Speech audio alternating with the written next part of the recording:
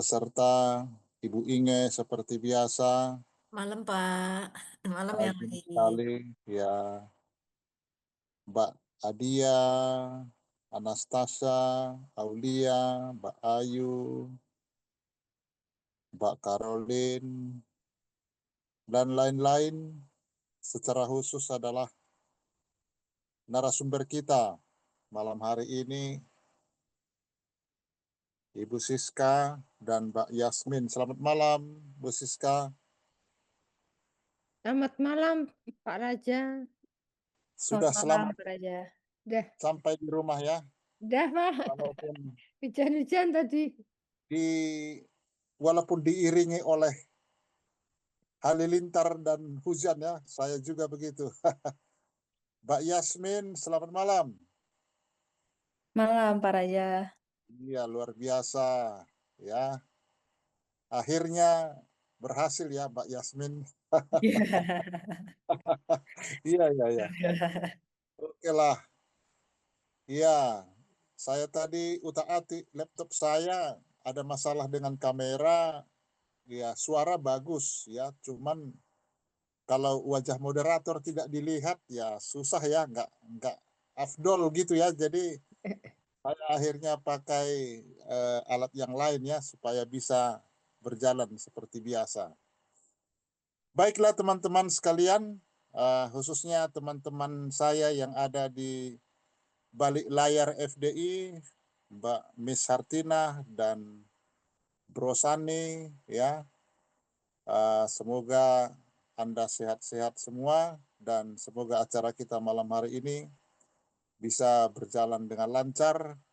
Ya, tema kita malam ini menarik ya, karena sangat dekat dengan kehidupan kita ya, khususnya kehidupan para ibu dan juga yang lain yang lahir dari ibu ya. Jadi eh, saudari-saudari dan ibu jangan menyangka bahwa ini hanya persoalan ibu ya dan perempuan, tidak, juga persoalan kami bapak-bapak atau pria ya, karena kami juga lahir dari seorang ibu. Jadi persis apa yang akan kita bicarakan pernah atau atas salah satu cara pernah juga dialami oleh ibu kita atau pasangan kita ya, teman-teman di sini.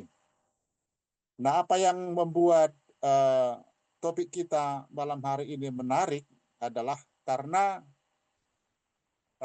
ingin mau melihat sikap apa yang paling tepat sebetulnya yang harus diambil oleh seorang ibu ya, khususnya yang baru pertama kali mengalami menjadi seorang ibu. Ya, jadi segala pengalaman dalam hidup kita teman-teman, apapun itu, kalau kali pertama umumnya penuh perjuangan ya. Ya, apa itu misalnya? Cinta pertama perlu perjuangan. Ya, ya. Apalagi pertemuan pertama juga perjuangan, penuh tanda tanya. Dan juga menjadi ibu, peran ibu kali pertama juga penuh perjuangan. Maka di dalam psikologi ini dikenal dengan yang disebut istilah ya matrescence ya. Matrescence bagian perkembangan saat seorang wanita bertransisi melalui masa ya beberapa tahapan, mulai prakonsepsi, kehamilan, kelahiran, pasca bersalin dan seterusnya. Juga pada saat dia harus ya mempraktekkan perannya sebagai ibu. Nah, pada masa-masa ini merupakan masa-masa yang penuh tantangan ya. Istilahnya masa yang kritis. Nah, kalau orang ya memang ada filosofi desain yang mengatakan bahwa krisis itu atau kritis itu katanya ya antara kesempatan dan peluang. Jadi kalau kritis itu ya tidak harus selalu dipandang negatif. Itu juga menjadi satu tahapan untuk sesuatu yang lebih baik lagi. Tetapi syaratnya bila ditangani dengan baik. Nah, bila tidak ditangani dengan baik, itulah yang menimbulkan stres dan juga akan dialami oleh para ibu, siapapun juga. Nah, kalau ditangani dengan baik itu menjadi pengalaman yang sangat menyenangkan, pengalaman yang penuh dengan transformasi, ya, dan inilah yang bisa menghindarkan dampak yang tidak baik seperti pengalaman-pengalaman traumatis.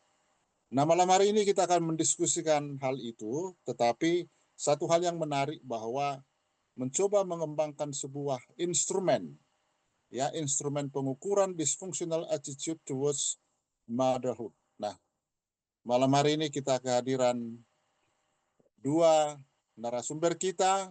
Mari kita saksikan CV mereka. Yang pertama adalah, silakan Miss,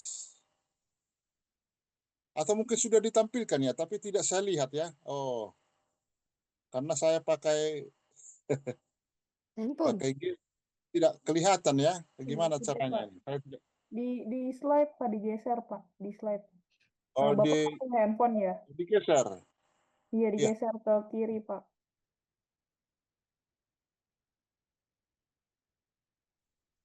Nah, ini. Oh iya, betul ya. Iya, bisa Pak. Nah, yang pertama Mbak Yasmin ya.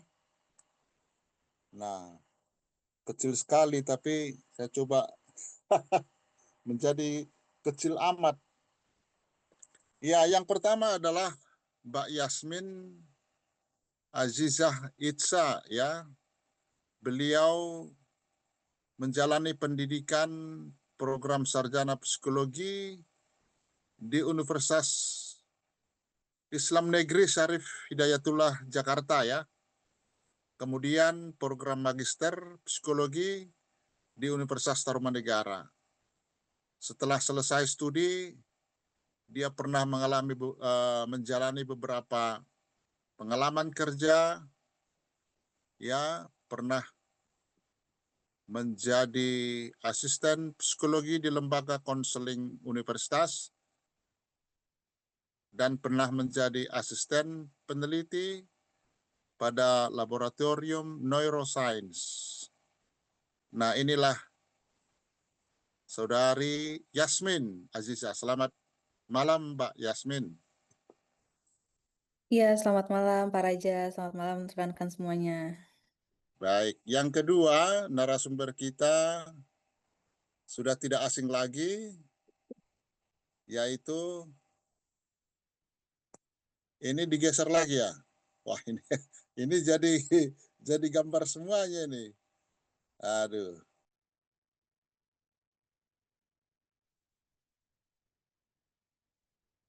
Iya, rupanya baru berganti ya. Ya, oke lah. Yang kedua adalah Ibu Dr. Francisca Iriana Irina Iriani R. Dewi. Ya, salah sebut nanti saya jadi parah ya. MC ya. Beliau adalah dosen S1 dan S2 Fakultas Psikologi Universitas Tarumanegara. S1 dijalani di Universitas Gajah Mada, di sarjana di FISIP, khususnya prodi sosiologi. S2 di Magister Ilmu-Ilmu Sosial, juga di bidang sosiologi, dan S3 di UGM di bidang psikologi. Pengalaman kerja beliau sudah cukup banyak, ya, dan publikasi beliau juga cukup banyak, bisa dicek di Google Scholar. Selamat malam Ibu Siska. Selamat malam Pak Raja, rekan-rekan Baik, iya. Ibu semuanya. Siska tergolong punya jadwal yang super tinggi, tetapi ada di mana-mana dan di mana-mana ada, dan termasuk malam hari ini. Ya, kalau pagi ada di Amerika, sore sudah di Amsterdam, ya, tengah hari ada di Spanyol. mana? Di Spanyol, ya. Kebetulan baru kembali dari, ya, berziarah di Eropa. Selamat malam Ibu Siska, sudah bersemangat kembali jiwa, raga, dan rohani. Ya. Baik teman-teman sekalian, tanpa berlama-lama kita akan dengarkan pemaparan dari kedua narasumber ini. Kami beri kesempatan kepada Ibu Siska dan Pak Yasmin. Terima kasih. Oke, terima kasih Pak Raja. Saya akan mendampingi Saudari Yasmin Aziza yang memiliki topik yang menarik. Nah, mungkin saya akan sampaikan dulu, silakan bisa dibuka slide-nya, sedikit cerita.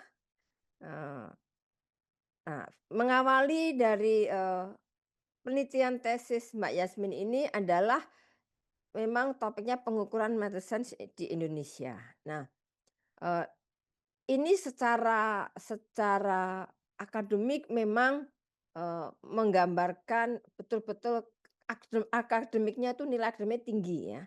Tapi ketika kita mencoba untuk ajukan ke hibah tesis, dapat pendanaan dari Dikti, kebetulan juga dapat gitu ya. Terus kita mencoba bertanya sama Om AI, ChatGPT, bahwa kita mencoba minta pendapat topik yang judul yang menarik selain dari ini. Nah, salah satu yang menarik waktu itu ada 2 ya. Ini kalau sikap itu mungkin terlalu akademis supaya dipahami. Karena saya paham reviewer reviewer dikti itu tidak semuanya bidangnya psikologi gitu ya, atau supaya lebih lebih membumi, lebih bisa bermanfaat secara persisnya tuh memiliki nilai manfaat yang tinggi karena memang mendapatkan pendanaan itu, ya istilahnya kalau dapat dana, menggunakan dana pemerintah tentunya punya manfaat yang besar untuk masyarakat. Nah, akhirnya kita memilih judul di proposal yang kita ajukan, menyikapi transisi peran keibuan. Lalu ya begitu ya, Mbak Yasmin ya judulnya diktik kurang lebih seperti itu, menyikapi transisi meskipun prinsipnya hampir sama. Awalnya adalah, eee ada sikap gitu ya, sikap Matheson gitu ya. Lalu ada pengukurannya, intinya ada pengukuran dan itu. Nah, lalu, tidak mengubah prinsipnya pengembangan, pengukuran tentang, eee, topik Matheson ini memang belum banyak dilakukan, jadi di Indonesia itu sesuatu yang penting. Sehingga ketika kita coba dan kita memang tuntutan dari publikasi untuk PTN tesis magis itu sebetulnya cuman Sinta 4 ya, minimal 4, tapi Pak Tommy dan, memberikan usulan, gimana kalau kita coba ke Scopus dengan karena memang ada jurnal khusus tentang pengukuran dari UIN. Maka kita coba ke sana dan memang ya karena memang sama. Lalu kita coba topiknya memang tidak seperti judul yang kita ajukan ke proposal tesis yang lebih ke judul yang menarik secara umum gitu ya, supaya dipahami, tapi tetap saja pengembangan. Nah, dalam prinsipnya, prosesnya itu memang ada, terakhir 2 kali pertama kali prosesnya ya teman-teman kalau mau publikasi itu adalah kita karena nanti kawan-kawan semua akan publikasi, jadi cerita sedikit publikasi, ada proses pertama akan dilihat oleh editor. Nah, setelah editor melihat perlu, editor melihat seperti ini, setelah di-submit gitu ya. Pertama kali submit itu kalau nggak salah September. Ingat saya September apa Agustus gitu ya. Nah, setelah itu akhirnya kita 2 kali review. Kalau beri waktu dia tuh nggak lebih dari dia cuma 4 hari gitu ya. 4 Ya, hari, 3 hari bahkan, Bu. 3 hari ya betul 3 hari minimal 3 hari sampai 3, 4 hari aja, maksimal 4 hari. Nah, yang pertama diberi waktu agak yang 4 hari terus, eee, hasil reviewnya bisa dilihat kan Yasmin?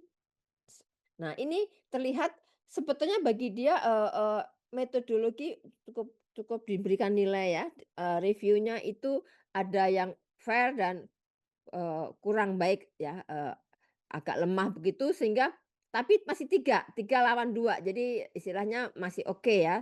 Memang ada revisi kemudian komennya itu kesimpulannya memang ada revisi, penekanan kepada masalah, apa ini fokusnya nih mau kemana? Akhirnya kita ubah tentang pengukuran ya, Iya, jadi, lebih, pengukuran. pada akhirnya di ini sih, Bu, disarankan untuk mengubahnya jadi adaptasi dan Oh modifikasi. iya, adaptasi bukan pengembangan. Kalau Mhm, pengembangan kan betul-betul dari awal kita mau mengembangkan, mhm. membuat gitu ya, mengembangkan sambil menyusun, membuat alat ukur baru. Sementara kan kita adaptasi. Oke. beradaptasi, akhirnya terakhir mudah-mudahan bisa publish nih, kita masih menunggu, mudah-mudahan saja sudah 2 kali, ini yang terakhir, revisi yang terakhir, seperti itu, sehingga itu ceritanya. Jadi berharap, eee eee, secara secara topik memang kalau dilihat oleh reviewer dianggapnya, topiknya, menarik gitu ya, tapi dari sisi apa ya, metodologi dia karena memang pengukuran dia lebih jago memang jurnal ini jadi ya masih kurang. Oke. Next kita akan lihat bagaimana kegiatan yang pernah dilakukan juga karena teman-teman nanti juga akan melakukan PKM ya. Ini pesertanya tentunya ada yang baru baru semester 1, ada yang sudah semester 2 atau mungkin semester 3. Nah, akhirnya memang kita semua harus mengikuti mata kuliah publikasi dan PKM. Nah, publikasi dan PKM. PKM-nya adalah kepada siapa? Kepada, kita pada ibu ya. Sebetulnya tidak semesti harus atau ibu dan calon ibu mereka sudah kita undang, sudah dilaksanakan waktu itu di sekitar September kalau nggak salah apa Agustus saya lupa. Nah, kemudian, pesertanya lumayan ya, ada 30-an gitu ya, ibu-ibu bagaimana sih, mereka bisa akan menyikapi, menyikapinya judulnya yang kalau PKM judulnya harus yang menarik tidak terlalu ilmiah. Karena kan audiensnya tidak semuanya orang akademisi ya, ilmuwan. Jadi kita buat. Nah, saya mau nyinggung sendiri sedikit menyikapi transisi suatu peran. Peran itu artinya suatu seperangkat perilaku atau tingkah laku yang diharapkan dari seseorang yang memiliki status atau kedudukan tertentu di masyarakat. Sebagai seorang ibu, statusnya ibu, tentu ada tentu ada perilaku perilaku atau tingkah laku yang masyarakat harapkan sebagai kita sebagai seorang ibu. Nah, nanti, Mbak Yasmin akan banyak cerita bagaimana status sebagai ibu itu, apalagi nih, status orang yang pertama kali menjadi seorang ibu gitu, prosesnya seperti apa akan dijelaskan Mbak Yasmin nanti sedikit latar belakangnya mengapa penelitian ini dilakukan. Jadi ketika orang memiliki status tertentu akan terhubung dengan norma-norma ya, norma itu ya aturan atau nilai-nilai yang terkait dengan posisi kita. Tentunya sebagai seorang ibu ada norma-norma yang harus diikuti, diikutin, ya dipenuhi gitu ya, sesuai dengan tugas atau fungsi atau yang dijalaninya. Ya sehingga, ada yang mungkin kaget, senang di awal, mungkin mengalami baby blues dan lain-lain. Nah, kegiatan-kegiatan yang sudah dilakukan oleh Mbak Yasmin, bahwa sebagai seorang mahasiswa S2, sudah melakukan PKM, publikasi, masih dalam proses proses in review gitu ya, proses in review dan, eee, satu prestasi bahwa bisa lolos mendapatkan hibah dikti dan juga publikasi di jurnal yang bereputasi. Nah, bagaimana proses penelitian ini dimunculkan atau ide ini dapat datangnya dari mana dan proses penelitian seperti apa akan disampaikan oleh Mbak Yasmin dan nanti akan kita lanjutkan dengan sesi sharing. Terima kasih Pak Raja. Silahkan Mbak Yasmin. Terima kasih Bu Siska atas pengantarnya yang sangat mencerahkan. Sekarang kita beri waktu untuk Mbak Yasmin. Silakan Mbak Yasmin. Baik, sudah terlihat ya, Ya. slide-nya. Terima kasih Pak Raja. Assalamualaikum warahmatullahi wabarakatuh. Waalaikumsalam. Selamat malam rekan-rekan semua.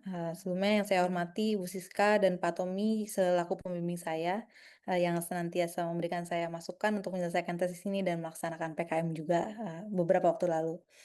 Kemudian yang saya hormati juga Pak Raja, Kak Hartina, terima kasih atas kesempatannya untuk mengisi materi di perkuliahan, forum diskusi ilmiah ini. Kemudian juga kepada rekan-rekan mahasiswa, terima kasih atas perhatiannya untuk bisa hadir.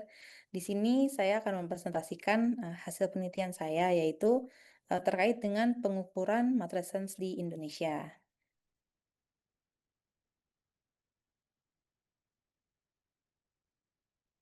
Nah, judul artikelnya sendiri ini, karena artikelnya berbahasa Inggris jadi agak sulit ya untuk mendapatkan, men-translate menyikapinya itu gimana. Jadi, Matrescence aja gitu akhirnya, Matrescence Psychometric Properties of Dysfunctional Attitude Towards Motherhood Scale. Nah, mungkin di sini, rekan-rekan ada yang baru dengar istilah Matrescence karena, saya pribadi juga sebetulnya baru baru banget tahu Matrescence ini sejak saya mulai cari-cari tahu nih soal tesis saya ini. Jadi, singkatnya itu sebenarnya matrescence itu sama, kurang lebih seperti adolescence. Cuma, bedanya itu kalau adolescence itu dari masa transisi dari anak-anak ke masa dewasa, sedangkan kalau matrescence ini merupakan masa transisi dari wanita ke ibu. Nah, istilah ini tuh memang, agak cukup asing ya, tapi sebenarnya sudah lama dicetuskannya dari sejak tahun 1975 oleh Dana Rafael di, orang yang sebelah kanan ini. Kemudian sekarang istilahnya itu sedang dibangkitkan lagi nih oleh, Aurelia Tan, di orang yang sebelah kiri ini. Nah, kita mulai dari latar belakang penelitiannya dulu ya teman-teman. Nah, mungkin bisa diawalinya itu dari mengenal terminologi matrescence-nya ini. Nah, pertama kalinya itu dicetuskan oleh seorang antropologis tadi, Dana Rafael. Beliau menulis dalam bukunya bahwa, ada periode atau proses transisi yang kritis yang dialami ketika seorang wanita itu menjadi ibu atau matrescence. Jadi kritis di sini artinya, tidak bisa dianggap sepele, karena menjadi ibu itu tidak terjadi secara tiba-tiba, melainkan, butuh proses untuk menginternalisasikan peran ibu. Jadi, menurutnya fakta biologis dari persalinan aja itu, tidak serta-merta mengubah seorang wanita menjadi ibu, gitu. Kemudian, Aurelia Tan, sekarang ini mendefinisikan lagi istilah matrescence ini sebagai bagian dari perkembangan saat seorang wanita bertransisi melalui masa prakonsepsi, kehamilan, kemudian kelahiran, baik itu ibu kandung, ibu pengganti, atau adopsi, itu ke masa pasca natal dan seterusnya. Kemudian, dia juga menambahkan bahwa durasi dari matrescence ini bersifat individual, jadi nggak ada rentang waktu yang khusus, berbeda-beda setiap orang dan bisa berulang lagi setiap anak. Jadi bisa lebih dari satu anak pun dia akan mengulangi, proses matrescence ini lagi dan, bisa jadi bertahan seumur hidup gitu menurut Aurelia Tan. Dan, lingkup perubahannya ini meliputi berbagai domain, yaitu dari biologis, psikologis, sosial, politikal, dan juga spiritual.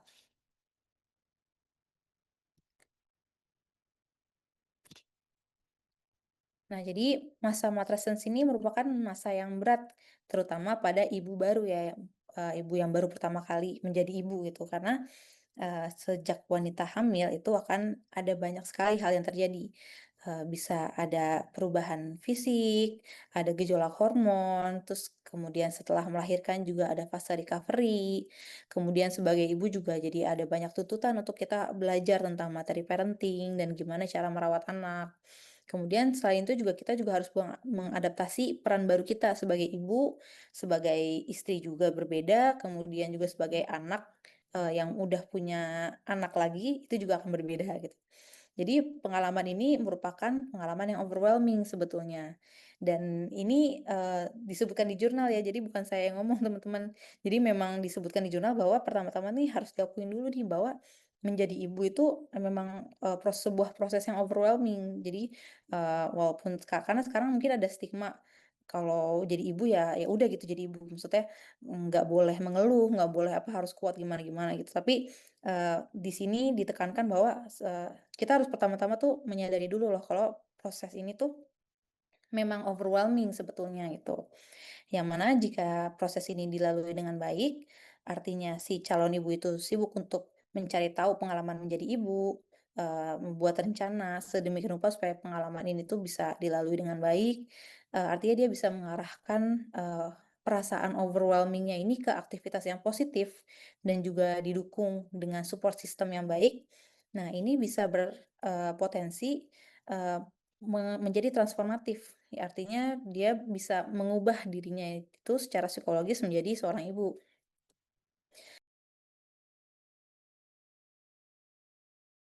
Misalnya, dia bisa denial ketika hamil, kemudian dia tidak mendapatkan support yang dia butuhkan mungkin, Nah, ini bisa beresiko untuk menjadi pengalaman yang traumatif. Artinya, dia bisa meningkatkan kemungkinan berkembangnya psikopatologis di kemudian harinya. Nah, sayangnya faktanya di Indonesia itu gangguan mood yang berhubungan dengan periode matrescence ini ternyata cukup tinggi. Sebanyak 28,7% ibu hamil di trimester ketiga itu ternyata mengalami kecemasan.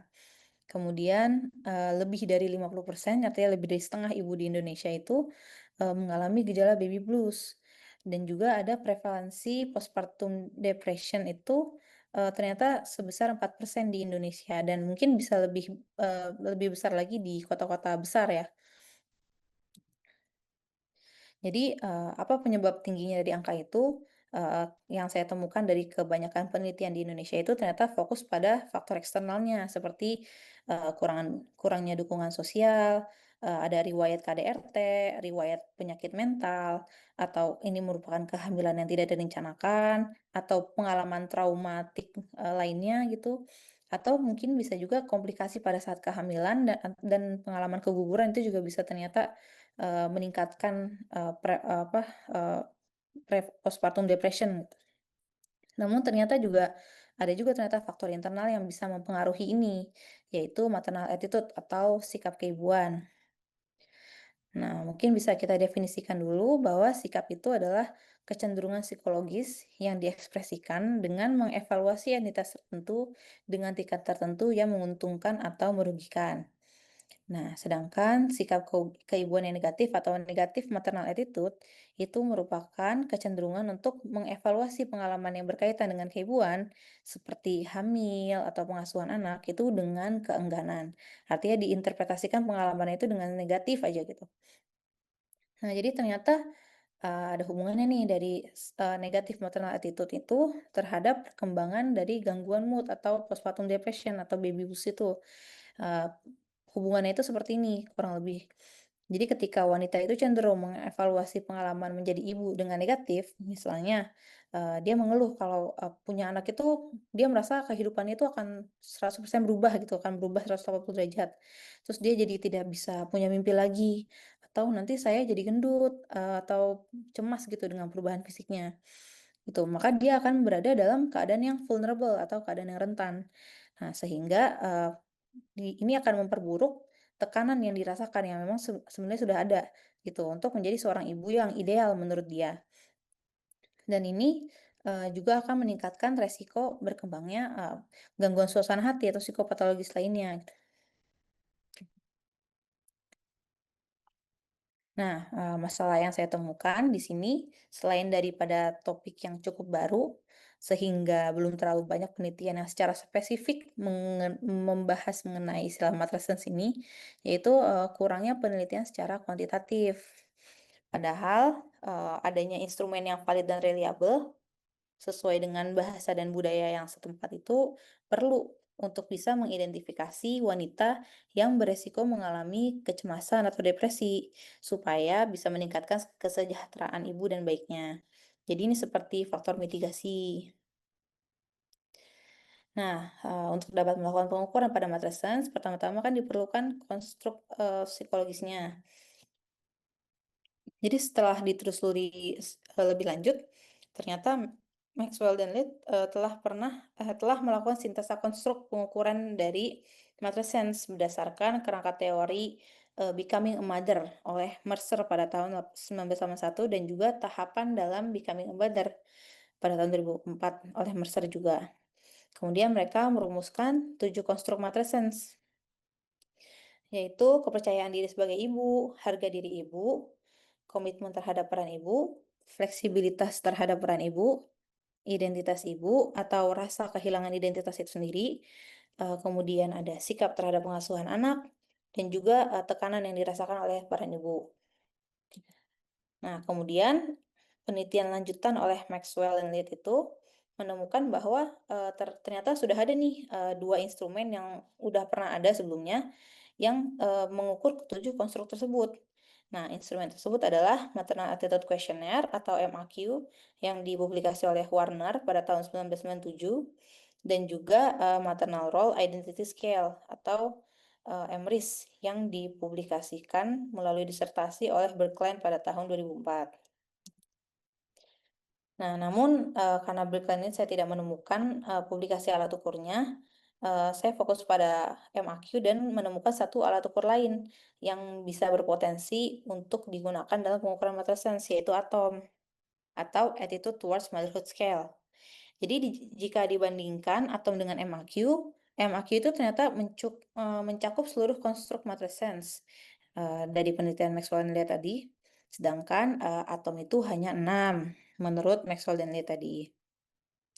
Kemudian kalau atom ini sudah banyak diadaptasi di berbagai macam bahasa, dari bahasa Korea, bahasa Portugal, bahasa Turki. Sedangkan kalau MAQ itu baru satu, yaitu ke bahasa Turki. Dan ini juga dipublikasikannya setelah saya menyelesaikan tesis ya. Jadi pada saat saya riset itu belum ada tuh penelitian lanjutan yang menggunakan MAQ itu. Kemudian penelitian lain oleh Best itu menilai bahwa kualitas instrumen atom itu lebih baik dan diklasifikasikan berpotensi digunakan untuk penelitian dalam ranah penelitian jika dibandingkan dengan MAQ. Maka dari itu, tujuan dari penelitian ini adalah untuk mengadaptasi Attitude Towards Motherhood Scale dan memodifikasinya agar lebih sesuai dengan bahasa dan budaya Indonesia, serta juga meningkatkan relevansinya terhadap periode matrescence. Nah, instrumen yang digunakan itu adalah Dysfunctional Attitude Towards Motherhood Scale, yaitu instrumen yang diadaptasi dan dimodifikasi dari gabungan atom, Attitude Towards Motherhood Scale, dan MAQ. Nah, datom ini berupa self-report yang terdiri dari 15 item dengan cara scoring rating scale 6 poin. Sedangkan alat ukur lainnya yaitu EPDS atau Edinburgh Postnatal Depression Scale yang merupakan alat ukur untuk screening depresi pasca persalinan yang sudah sangat banyak digunakan secara global gitu. Dan ini EPDS ini merupakan self-report questionnaire juga yang terdiri dari 10 item yang telah lulus sensitivity dan tes specificity itu 86% dan 76%. Dengan cara scoringnya itu dengan metode Likert Scale 4 poin. Kemudian prosedur adaptasi ini mengikuti guidelines dari International Test Commission. Langkah pertamanya itu yaitu yang telah dibahas tadi, identifikasi instrumen maternal attitude yang mengukur konstruk matrescence. Kemudian didapatkanlah MAQ dan atom seperti yang sudah dibahas tadi. Kemudian peneliti meminta izin adaptasi. Untuk alat ukur MAQ itu peneliti sudah mendapatkan izinnya, namun untuk atom itu tidak mendapatkan balasan email meskipun sudah 2 kali email. Jadi waktu itu diputuskan untuk melanjutkan prosesnya. Kemudian setelah itu dilakukan terjemahan, forward translation, diterjemahkan ke bahasa Indonesia, dan hasil dari terjemahan ini kemudian digabungkan dan disintesa. Jadi ada modifikasinya itu berupa gaya bahasa aja. Jadi karena atom dan MAQ ini merupakan 2 alat ukur yang berbeda, mereka ini kan juga punya gaya bahasanya masing-masing ya. Kalau kita hanya straight translate aja itu kesannya tuh agak ganjil gitu, agak ganjil, dan ditambah juga mereka punya pengukuran scoring yang berbeda juga kan. Jadi di situ modifikasinya, kemudian hasil dari modifikasinya itu dilakukan lagi back translate. Back translate ini berarti diterjemahkan lagi dari bahasa Indonesia ke bahasa Inggris oleh penerjemah tersumpah. Ini dilakukan untuk memastikan bahwa tidak ada pergeseran makna yang signifikan.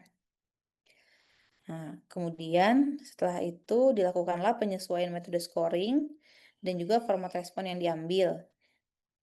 Ya, sebelumnya itu atom dan MAQ menggunakan Likert Scale yang atom itu 6 poin, yang MAQ itu 4 poin. Sekarang diubah jadi apa namanya, rating scale di datom dan 6 poin gitu. Dengan kutub-kutub yang berbeda tergantung pada itemnya. Jadi sifatnya itu lebih ke melengkapi kalimat Jadi ujung-ujungnya itu bukan setuju atau tidak setuju, tapi tergantung dari isi dari itemnya. Nah, kemudian setelah itu itemnya direview oleh expertise, expert judgment, dan setelah dinyatakan lulus oleh komite etik, dilakukanlah pilot test, uji kelayakan oleh 2 responden saja untuk memastikan keterbacaannya. Kemudian dilakukan revisi sedikit pada pengejaan dan juga tampilan formulir, Google Formulir. Setelah itu data dikumpulkan melalui media sosial, dan selanjutnya itu dilakukan analisis data statistik. Nah, partisipannya ini kriteria inklusinya itu yang pertama adalah warga negara Indonesia berjenis kelamin wanita, untuk memastikan bahwa dia itu fasih berbahasa Indonesia. Kemudian yang kedua, yaitu dia hanya memiliki 1 anak dengan usia 0 sampai 24 bulan. Nah, kenapa dipersempit menjadi ibu dengan 1 anak? Karena kita ingin ternyata dibedakan gitu. Ternyata ada ibu hamil dengan ibu dengan 1 anak dan ibu dengan lebih dari 1 anak itu ternyata beda istilahnya. Nah, di sini saya pengen ambilnya itu primipara atau ibu dengan 1 anak ini, karena ini lebih relate dengan saya. Dan juga karena pengalaman pertama kali kan, jadi kebaruannya itu, pengalaman barunya itu lebih terasa gitu dari proses menjadi ibunya. Dan dibatasi usia 0 sampai 24 bulan, karena ini merupakan 1000 hari pertama kehidupan ya. Jadi biasanya ibu-ibu itu sangat fokus gitu untuk mengurus anaknya, jadi stresnya juga lebih banyak, lebih banyak hal yang harus dipelajari gitu sebagai ibu. Kemudian kriteria inklusi yang ketiga yaitu ibu berusia 18 sampai 40 tahun, artinya berada di usia reproduktif dan juga berpendidikan minimal SMA atau sederajat untuk memastikan partisipan itu dapat memahami instruksi dengan baik. Nah, dari 612 responden, setelah dipilah-pilah ternyata ada yang merupakan kriteria eksklusi, artinya dia belum pernah melahirkan, dia masih hamil yang pertama, atau ada juga yang gagal menjawab attention check items. Jadi, karena kuesioner ini saya sebar melalui media sosial, itu kan sangat rawan ya teman-teman untuk banyak yang ngasal-ngasal gitu jawabnya.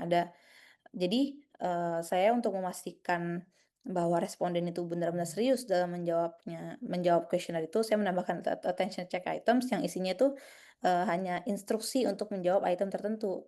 Nah, jika responden itu tidak menjawab sesuai instruksi, artinya dia tidak serius mengerjakan kuesionernya. Jadi, dia digugurkan gitu. Dari situ terdapat 521 partisipan. Kemudian dari situ dilakukan eliminasi lagi dengan teknik split half. Jadi dipisahkan item ganjil dan genap, kemudian dikonvert ke Z-score, kemudian dikalikan untuk melihat konsistensi peserta dalam menjawabnya. Jadi harusnya kalau dia konsisten antara skor dari ganjil dan genap itu harusnya tidak jauh berbeda kan, sehingga ketika dikalikan itu hasilnya tidak akan bernilai negatif. Tapi ternyata di sini ada 100 lebih peserta yang gugur dan didapatkan total 405 partisipan.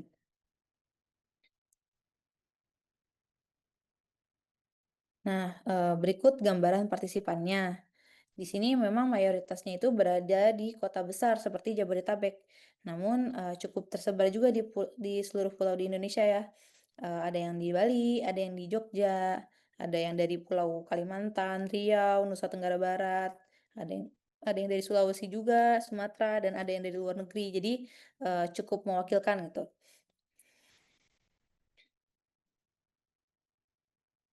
Nah, hasil penelitian ini, karena ini merupakan adaptasi alat ukur, jadi berupa uji statistik.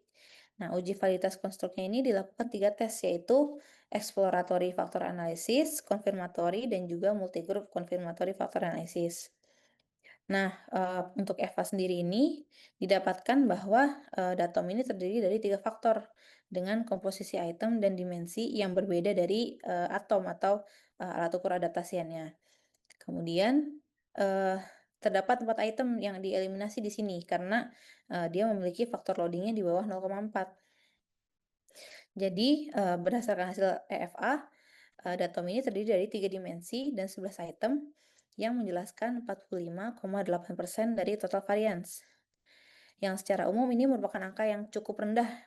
Artinya masih ada varians yang belum ditangkap dalam alat ukur ini, sehingga studi selanjutnya ini bisa menyempurnakan alat ukur. Tapi namun angka ini masih dapat diterima. Nah, kemudian hasil dari CFA ini menunjukkan bahwa model ini fit, artinya item mengukur konstruk yang sama. Kemudian dari multigroup CFA itu diuji berdasarkan usia dan juga tingkat pendidikan. Nah, pada analisis ini ternyata ada lagi satu item yang di-drop karena faktor loadingnya juga tidak mencukupi. Nah, setelah itu didapatkanlah invariansi skalar tidak signifikan. Artinya, datom dengan 10 item ini dapat diukur pada ibu dengan latar belakang pendidikan dan usia yang berbeda, tanpa mengalami perbedaan interpretasi atau respon dalam menjawabnya. Nah, kemudian berikut hasil uji reliabilitasnya. Didapatkan bahwa nilai konsistensi internal itu tergolong baik di atas 0,7 yaitu 0,734. Artinya datom dengan 10 item ini terbukti reliable. Secara spesifik, dimensi pertama yaitu perceived maternal inefficacy itu memiliki reliabilitas internal yang baik 0,815. Kemudian dimensi ketiga maternal inflexibility belief itu memiliki nilai reliabilitas internal yang baik sebesar 0,788, dan dimensi kedua yaitu maternal disloyalty belief itu memiliki nilai reliabilitas internal yang cukup untuk mengukur konstruk, walaupun di sini masih ada ruang untuk penyempurnaan. Nah, kemudian untuk uji validitas kriteria, skor korelasi datom dengan EPDS di sini adalah 0,664. Angka ini lebih besar dari penelitian sebelumnya, yaitu 0,47, dan juga adaptasi dari versi Turki yang sebesar 0,358 aja. Nah, kenaikan ini bisa jadi disebabkan karena modifikasinya pada item yang memicu partisipan untuk mengevaluasi situasinya itu pada saat itu juga. Jadi, meskipun itemnya itu merefleksikan faktor kognitif secara general, ada faktor subjektif seperti mood pada saat itu yang mempengaruhi si evaluasi mereka. Nah, ini dugaan saya, ini mungkin karena iklan di Instagram ya, kan ke saya ini menyebar datanya itu lewat iklan di Instagram, yang mereka itu kan memiliki algoritma tertentu sehingga kuesioner saya itu sepertinya cenderung muncul di akun dengan profilnya itu yang seperti itu. Mungkin pada saat itu yang banyak ngeklik itu adalah orang yang moodnya itu lagi tidak enak gitu dalam hal menjadi orang tua baru. Mungkin feeds-nya yang lewat itu adalah yang terkait dengan postpartum depression, melo-melonya gitu. Tapi ini hanya dugaan saya gitu ya. Jadi itu menurut saya itu penyebab kenapa korelasinya jadi tinggi gitu ke EPDS. Nah, maka hasil adaptasi dan modifikasi dari atom versi bahasa Indonesia yaitu datom itu memiliki beberapa perbedaan. Yang pertama itu adalah dari nama dimensinya. Di atom itu dimensinya adalah belief about others judgment, kemudian belief about maternal idealization, dan juga belief about maternal responsibility. Sedangkan pada datom itu nama dimensinya adalah perceived maternal inefficacy, maternal disloyalty belief, dan juga maternal inflexibility belief. Penamaan dimensi ini merefleksikan struktur dari struktur dan isi dari masing-masing item dalam dimensi tersebut. Jadi dimensi pertama di datom itu lebih merefleksikan persepsi dibandingkan belief. Tapi di mana persepsi itu sebenarnya sangat berhubungan dengan pembentukan belief system, di mana pembentukan belief itu meliputi integrasi dari input sensori kita dengan emotional value kita pada saat itu, sehingga datom ini dibilang mencakup baik dari sisi perseptual dan juga sisi evaluatifnya dari sikap keibuan. Kemudian yang kedua adalah jumlah item dalam masing-masing dimensi. Kemudian perbedaan yang ketiga yaitu format respon dan scoring. Kalau atom itu menggunakan Likert scale 6 poin yang menunjukkan tingkat persetujuan terhadap pernyataan pada item, sedangkan di datom ini merupakan rating scale 6 poin juga yang pada ujung-ujungnya itu isinya tuh beda-beda gitu karena bersifat melengkapi kata-kata yang kosong gitu. Jadi menyesuaikan pada pernyataan pada item. Nah, meskipun begitu, atom dan datom masih merupakan alat ukur yang sama karena mereka ini sama-sama masih mengukur konstruk yang sama, yaitu maternal attitude. Namun, datom ini merupakan adaptasinya dari versi bahasa Indonesia dan juga datom ini menambah relevansi terhadap populasi ibu dalam periode matrescence. Jadi, kesimpulan dari penelitian ini adalah yang pertama, datom itu sudah teruji valid dan reliable untuk mengukur konstruk maternal attitude yang dysfunction, sekaligus juga lebih relevan dalam populasi matrescence. Kemudian yang kedua, meskipun datom dengan versi 11 item juga bisa digunakan karena dia sudah lulus CFA, itu sudah fit. Namun versi 10 butir itu 10 item lebih cocok digunakan untuk apalagi untuk penelitian perbandingan supaya bisa meminimalisir perbedaan interpretasi antar kelompok. Kemudian yang ketiga, tujuan utama datom yaitu untuk mendorong riset selanjutnya, riset berkepanjangan pada ibu dalam periode matrescence.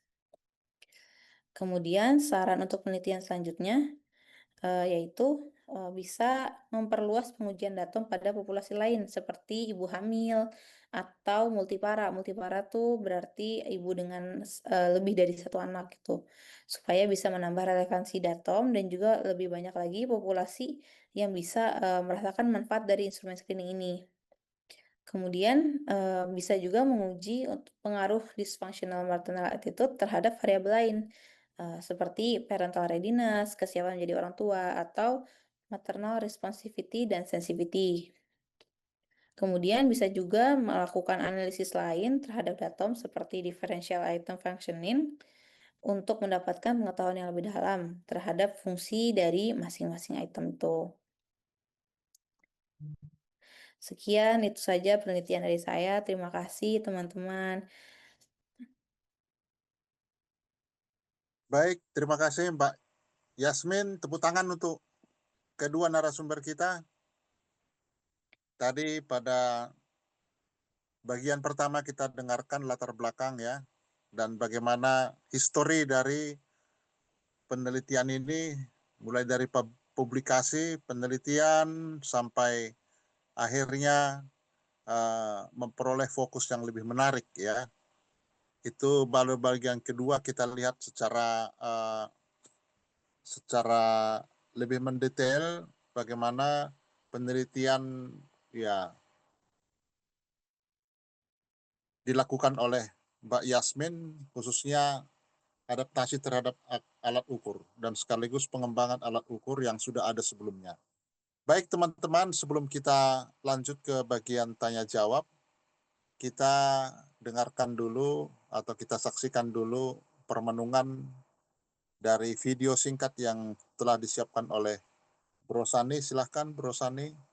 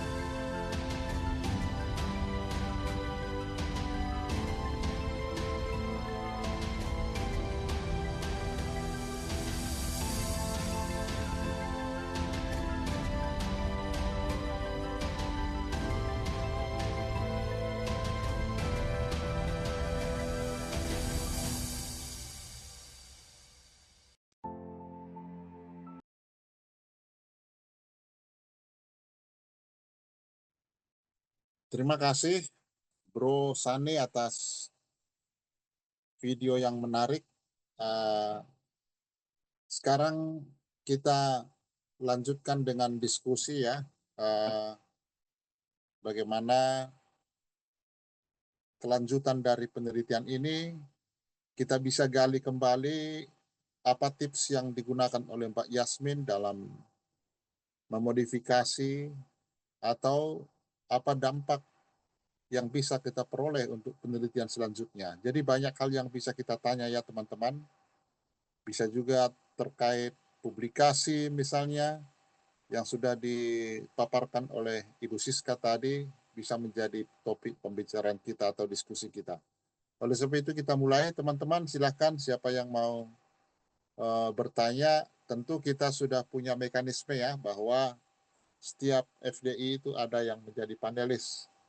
Untuk itu 2 panelis yang sudah mengajukan diri, silahkan kita beri kesempatan. Boleh langsung atau juga bisa lewat chat ya. Silahkan teman-teman.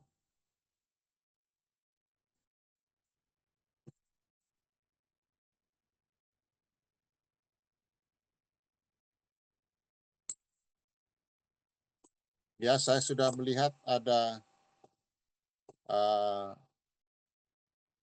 penanya atau pertanyaan di sini cukup panjang dari Mbak Sonia ya.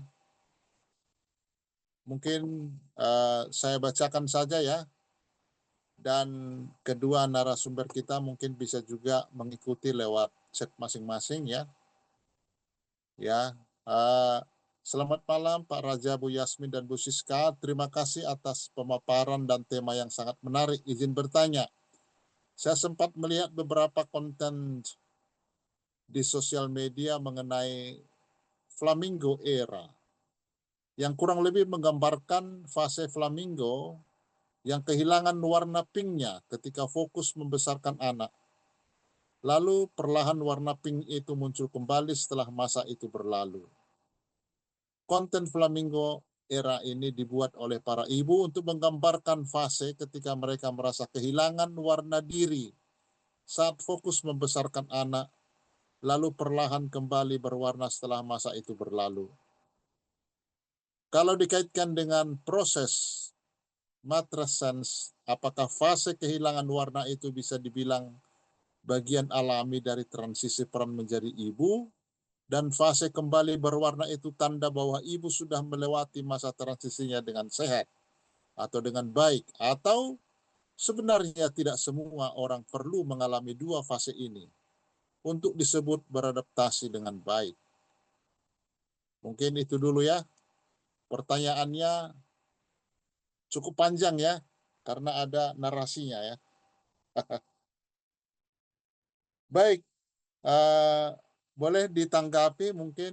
Oke, saya Silakan dulu, Bu saya Siska. dulu Mbak Yasmin, nanti mungkin Mbak Yasin yang punya pengalaman langsung juga gitu ya sebagai ibu muda gitu ya. Dan saya mungkin kalau zaman dulu sudah ada penelitian ini saya juga menjadi bagian. Cuman karena tadi dikatakan anaknya 1 tapi saya tidak tahu dalam waktu rentang usia anak ya. Tapi tidak dibatasi berapa lama kehamilan itu terjadi dengan setelah apa, pernikahan. Ada nggak dibatasi kan ya? Masa matrescence-nya, Bu? Iya, ada 1 tahun ya? Enggak, dia, Enggak kan? individual. Mhm. Ya aslinya kan tidak, beda. Nah, jadi saya mau cerita mungkin pengalaman ketika tahun 96, mungkin setelah berapa tahun ya, hampir 30 tahun ya, Pak. Hampir 30 tahun kan berarti, 30 tahun yang lalu. Mas, itu eranya tidak ada seperti yang saya mengalami apa yang diceritakan oleh panelis tadi, Mbak Sonia ya. Kalau saya merasa itu biasa, tidak sesuatu yang mengalami berlebihan. Itu yang apa karena, eee eee itu kondisi di mana memang usia menjadi seorang ibu itu, eee, masih yang muda dan yang memang sudah dalam fase betul-betul ya. Jadi itu yang mungkin kita menjadi satu, diskusi. Jadi ini kebetulan saya tuh usia 34 baru melahirkan. Jadi menunggu 5 tahun ketika saya menikah umur 29, kelamaan. Zaman dulu sih pada rata-rata begitu masa mungkin bukan karena kalau sekarang kan kebanyakan menikahnya antar aja masih menikmati ya. Kalau dulu menikmati ya memang sekolah studi itu memang lama, zaman dulu kalau kuliah itu umumnya 5 tahun gitu ya, terus kerja dulu ya, pengen menikmati ya menikmati kerjaan, kita menikmati itu terus.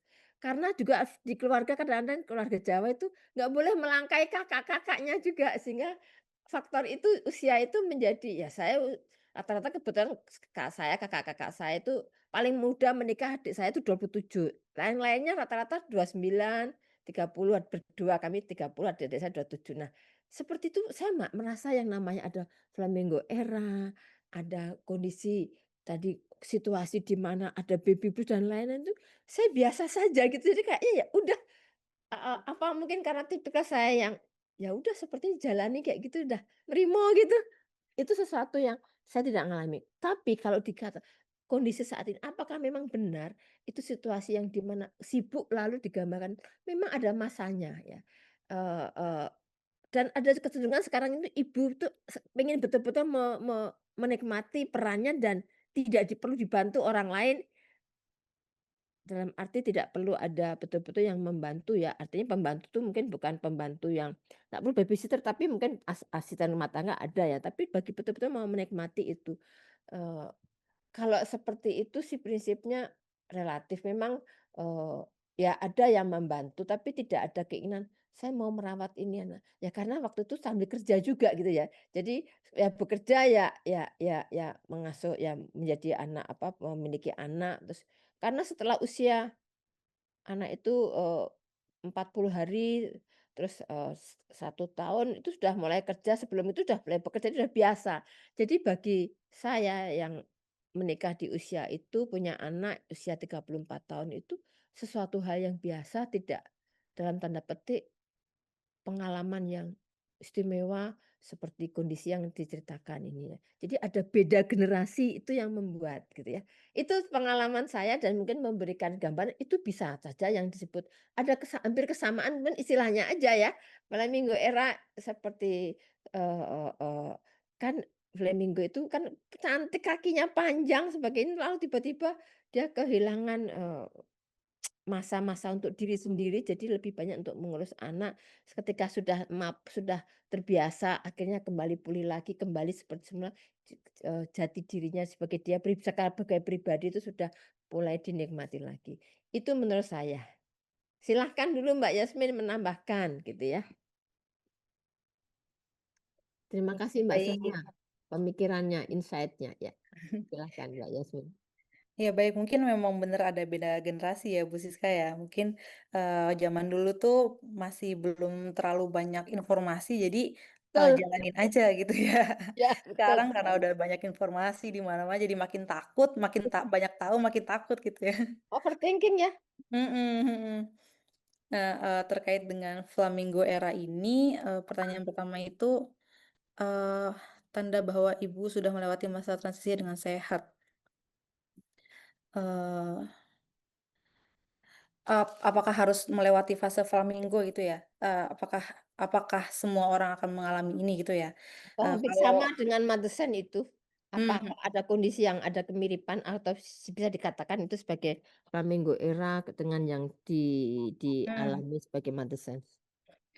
Nah, menurut, literatur yang saya baca itu, ternyata memang, tadi kan ada beberapa tuh konstruk Matrescence itu ya, salah satunya kan ada tekanan yang dirasakan oleh peran ibu dan ada rasa kehilangan identitasnya itu juga, atau bisa apa namanya, memperoleh identitas ibu itu. Jadi ternyata, dalam prosesnya itu, untuk bisa mendapatkan peran ibu di dalam diri kita sendiri, jadi, perlu ternyata, proses pengikisan identitas dulu. Jadi sebenarnya itu diperlukan juga, rasa kehilangan identitas itu supaya, anak itu bisa masuk dalam diri kita. Jadi kita bisa mendapatkan, bisa lebih menginternalisasikan peran ibu. Nah mungkin, proses, kehilangan jati dirinya ini, proses kehilangan identitasnya ini, proses kehilangan arahnya ini, bisa disamakan dengan proses si flamingo ini yang berubah warna ya, jadi tidak terlalu pink, jadi tidak terlalu cantik. Tapi kan, pada akhirnya mungkin si flamingo ini juga sudah selesai mengasuh anaknya bisa bisa, cantik lagi gitu, artinya si ibu juga bisa melewati fase matrescence ini dengan baik gitu, dengan, transformatif. Terus, apakah sebenarnya semua orang itu perlu mengalami 2 fase ini untuk bisa, disebut beradaptasi dengan baik? Kalau dari jurnal yang saya baca sih ini sebenarnya umum, umum untuk dirasakan ya. Jadi apakah ada keharusan? Mungkin ada yang tidak perlu gitu, mungkin ada orang yang dari awalnya itu, peran ibu tuh sebenarnya sudah masuk di dalam diri dia bahkan sebelum dia hamil gitu, mungkin ada juga kan yang senang dengan anak-anak, ada juga yang terbiasa dengan ngurus anak-anak. Jadi mungkin dia sudah, lebih mudah gitu untuk beradaptasi ke peran ibu ini. Jadi tidak terlalu berguncang-gancing gitu pada saat bertransisi, menjadi ibu gitu. Mungkin itu aja sih, dari saya. Semoga menjawab ya Kak Sonia. Baik, terima kasih Mbak Yasmin. Ada penanya kedua, Izin Pak, Ibu. izin Pak, Ya, izin Pak, Mbak Farha tadi raise hand duluan Pak, mungkin Mbak Farha duluan. oh ya, siapa ya? Tidak Mbak Farha. tidak terasa tadi raise hand-nya. Mbak Farha ya? Iya, Iya. Pak. Oh, Farah ya. Nggak apa-apa Ya, kalau Mbak. mau baca komen Oke. ibu ini duluan juga nggak apa-apa, Pak, Bu. Boleh langsung saja, Mbak. Boleh langsung ya, live pertanyaannya. Silakan, Mbak. Silakan. Ya baik, terima kasih Pak Raja. Terima kasih Ibu Siska dan Mbak Yasmin untuk pemaparan materinya. Em, saya yang saya tertarik dari pemaparan ini salah satunya pada ada satu poin tadi yang disebutkan oleh Mbak Yasmin saat pembahasan latar belakang fenomena, yaitu Mbak Yasmin tuh menyebutkan bahwa eh, tingkat postpartum depression itu lebih besar pada ibu yang hidup di kota besar di Indonesia. Nah, saya tuh cukup tertarik dengan pernyataan ini karena berdasarkan penjelasan faktor-faktor internal dan eksternal yang berpengaruh ke dukungan di masa transisi atau matrescence ini, bukannya malah ibu yang hidup di kota kecil atau daerah kecil itu yang nantinya akan lebih mendapat dampak kurang baik dari masa ini. Kayak misalnya kalau segampang dari segi awareness terhadap keadaan postpartum dan edukasi terkait peralihan peran sebagai ibu ya tentunya kan mungkin ibu di daerah kecil tuh lebih misalnya kurang informasinya atau, ya seperti tadi, awareness-nya gitu. Gitu sih, Bu, pertanyaan dari saya sebenarnya situ. Terima kasih. Iya. Kalau di kota, di daerah ya istilahnya di ya di kota besar itu memang lebih banyak mengalami itu. Ya seperti tadi, terlalu banyak informasi. Hal-hal seperti itu makin membuat orang itu terlalu banyak berpikir terus, ya akhirnya membuat dia bisa depresi, cenderung mengarah ke sana kan. Tapi kalau itu tadi ya, orang di daerah itu nggak neko-neko istilahnya gitu ya, nggak terlalu banyak dipikirkan itu, ya udah jalanin aja seperti itu. Itu yang seperti yang zaman seperti tadi Mbak Yasin bilang, zaman 30 tahun yang lalu eranya memang tidak seperti saat ini begitu banyak informasi yang berseliweran di depan kita, begitu nggak bisa itu, nah sesuatu hal yang membuat semakin kita nggak punya informasi ya, ya udah kita terima gitu kondisi. Tapi kan begitu banyak informasi, sana sini yang kadang-kadang tidak sejalan informasi itu, ya itu akan membuat sana. Jadi itu, jadi, faktor itu. Boleh Yasmin tambahkan, silakan.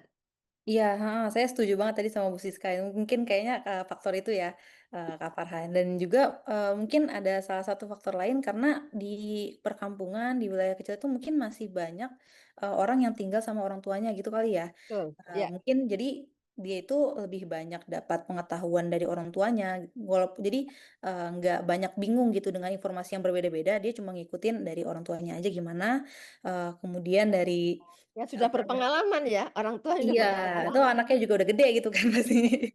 Terus Terus juga maksudnya, support dari orang tua gimana cara mendidik anak, itu kan juga, apa namanya, membantu si proses ibu untuk recovery gitu kan ya. Jadi, mungkin berbeda dari lingkungan perkotaan yang banyak individualis, jadi mungkin di perkampungan itu banyak terbantu dari sisi itunya gitu menurut saya. Baik itu aja sih. Ya, kemudian tadi ada pertanyaan terakhir, ada kaitannya apa lagi? Enggak ya? Sudah cukup ya, Mbak Farha ya?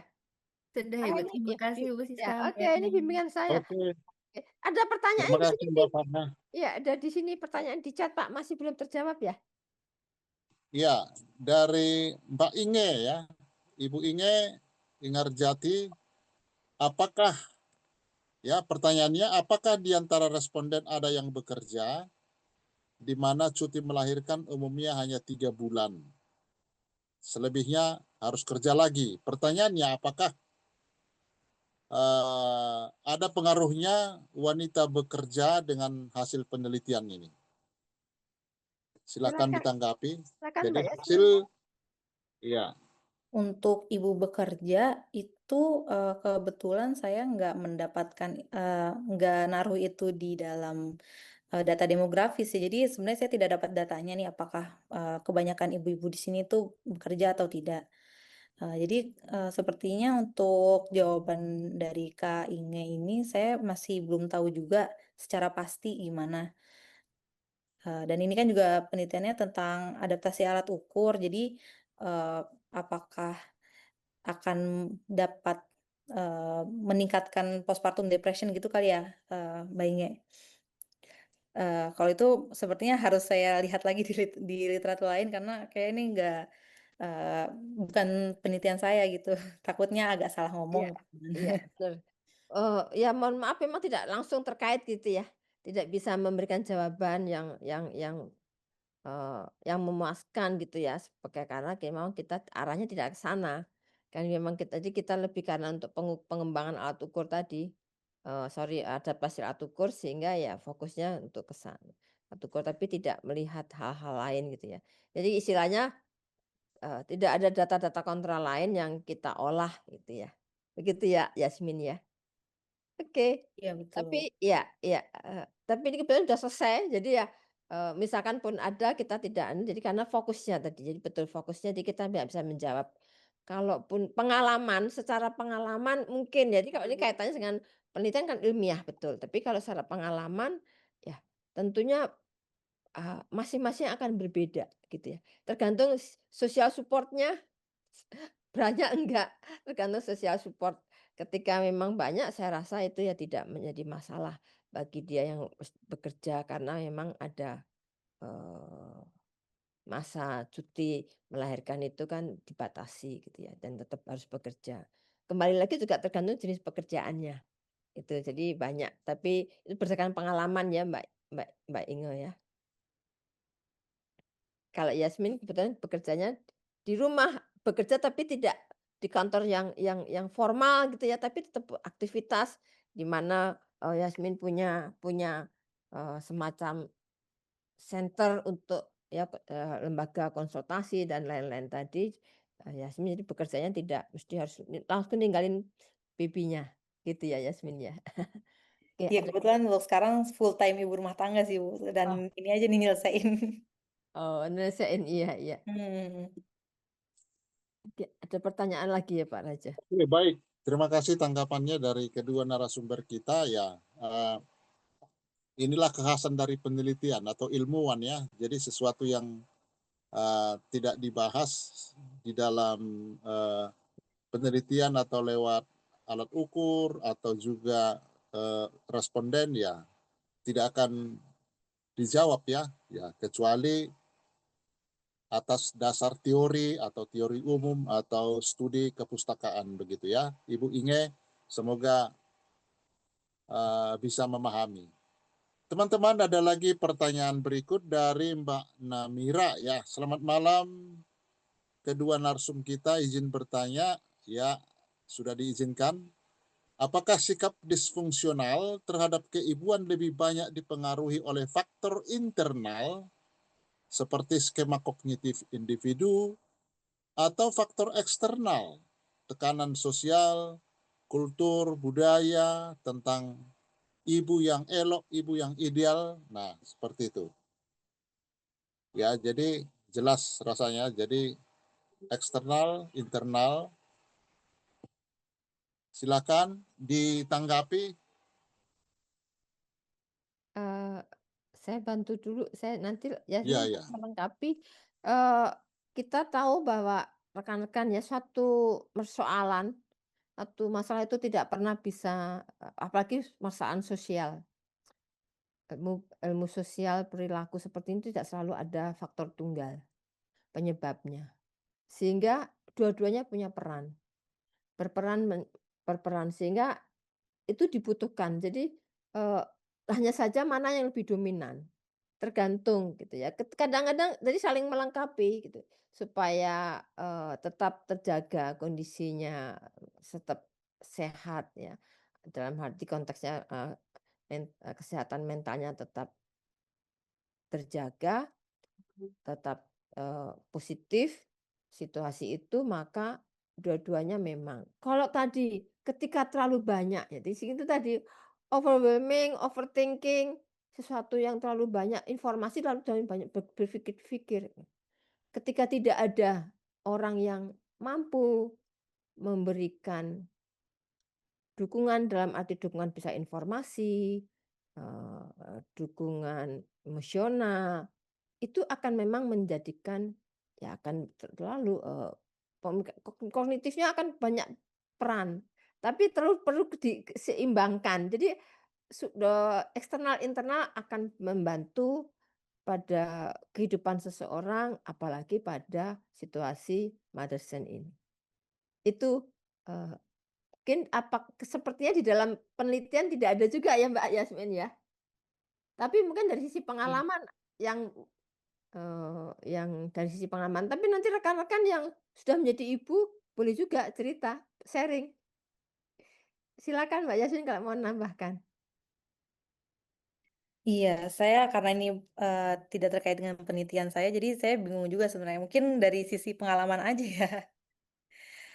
Kalau dari pengalaman mungkin sama-sama ya eksternal dan internal itu. Walaupun ada faktor eksternal yang maksudnya secara lingkungan tuh sudah ada yang support, tapi kan toh juga ada faktor internal dari pergejolakan hormon gitu kan. Jadi melihatnya tuh semuanya tuh negatif gitu dan tiba-tiba tuh nangis aja. Padahal sebenarnya kalau kita pikir-pikir lagi gitu ya sekarang dalam keadaan sehat, kenapa ya kok bisa sedih banget gitu. Jadi, maksudnya, apa ya, jadi dua-dua faktor ini emang sangat mempengaruhi sih. Jadi, lebih banyak yang mana, mungkin tergantung fasenya juga kali ya, gitu. Mungkin ada teman-teman lain yang sudah jadi ibu yang mau sharing? Mau melengkapi boleh, silahkan.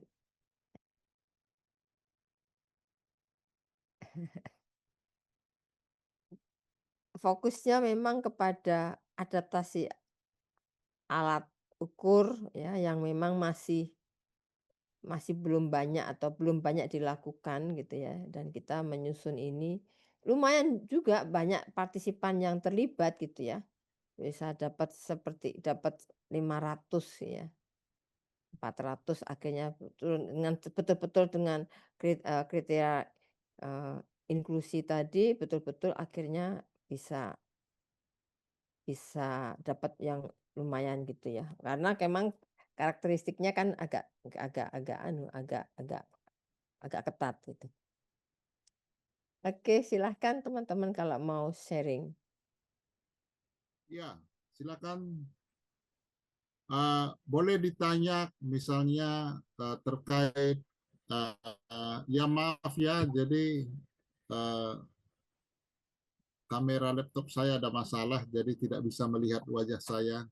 Ya, nggak apa-apa Pak, suara. Lalu HP saya mungkin karena nyala terus panas akhirnya mogok dia. Teknologi ya. Tapi yang jelas suara saya bisa jelas kedengaran Ya, ya. ya Pak. Ya. Oh, jadi ya sementara teman-teman yang lain berpikir, mungkin merenung atau apalagi yang mau ditanya, saya spontan ya sebagai moderator berpikir ini temanya tentang adaptasi. Nah, mungkin menarik ya bahwa salah satu alasan diadakan adaptasi itu adalah ya yaitu bahwa ada terkait konstruk ya yang konstruk yang salah satu atau alat ukur selama ini hanya sampai 5 atau 6 ya, padahal ada sebenarnya konstruknya ada 7, termasuk kepercayaan diri, harga diri, komitmen, fleksibilitas terhadap peran, identitas ibu atau rasa kehilangan identitas, sikap terhadap pengasuhan anak, dan tekanan peran ibu. Nah, sepertinya adaptasi ini mencoba mengakomodir semua konstruk itu. Nah, selain itu misalnya mungkin menarik juga kalau sempat diteliti itu pengaruh budaya ya, karena situasi di Indonesia tidak bisa kita lepaskan dari budaya setempat ya yang juga beraneka ragam. Apakah nampak itu sejauh mana peran budaya mungkin gitu ya berperan atau berpengaruh terhadap adaptasi ini? Nah, istilahnya di mana ditempatkan dia di antara ketujuh konstruk itu, atau di bagian mana budaya itu bisa ditempatkan atau dilihat turut berperan untuk membuat adaptasi terhadap alat ukur. Spontan begitu aja pertanyaannya, mungkin moga-moga bisa mencerahkan atau ya bisa Pak, ditanggapi ya. 7 tadi apa aja, Pak? 7 tadi tidak tercatat. Mohon maaf, Pak, diulang, Pak, 7 tadi. Ada Konstrak ini, Bu. ada Ada di apa? mana, Dalam Pak? 7 itu Ada di kepercayaan mana? diri sebagai ibu, ada harga diri yang kedua, Oke. ketiga komitmen terhadap peran, lalu fleksibilitas, Peran, lalu fleksibilitas. rasa kehilangan identitas, Oh, yang keenam sikap terhadap pengasuhan, siap. lalu yang terakhir tekanan terhadap peran ibu. Itu dari Maxwell dengan Lead 2022 sepertinya ya. Saya berangkat dari poster yang sudah dibuat ya, poster. Oke. Ada sedikit pemahaman saya. Nah, sekarang adaptasinya ini kan ya mungkin terkait dimensi bisa di situ atau apalah. Nah, tapi pertanyaannya adalah faktor budaya itu kan de facto itu banyak berpengaruh atau berperan dalam diri ibu-ibu Indonesia ini ya. Artinya dia melihat kepercayaan dirinya sebagai ibu juga tidak lepas dari budayanya, latar belakang kulturnya begitu ya. Nah, ini kira-kira pertanyaan saya spontan, di mana perannya itu atau ditempatkan di mana itu aspek kebudayaan ini. Demikian kira-kira. Terima kasih ya. Oke. Komitmen peran. Oke. Menurut saya ada dari kalau budaya, aspek budaya